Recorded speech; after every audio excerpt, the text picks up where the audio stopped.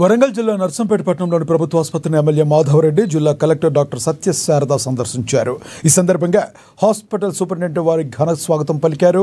అనంతరం ఆసుపత్రి విభాగాలను పరిశీలించి సిటీ స్కాన్ యంత్రాన్ని ప్రారంభించారు. ఆసుపత్రిలో ఆధునిక సిటీ స్కాన్ లభ్యతతో పట్టణ ప్రజలకు వైద్య సేవలు మరింత చేరువయ్యాయన్నారు.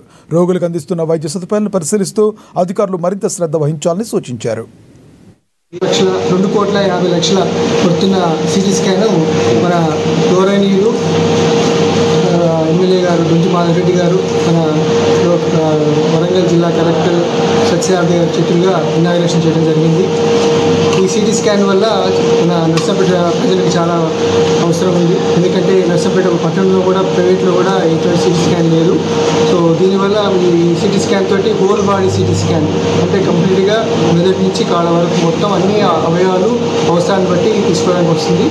సో ప్రస్తుతం మనం ట్రయల్గా మార్నింగ్ 9 to 1 ఎలెక్టివ్గా చేస్తాము. తర్వాత స్లోగా ఫ్యాకల్టీ ఇంప్రూవ్ అయిన తర్వాత ఎమర్జెన్సీ కేసెస్ కూడా చేస్తాము.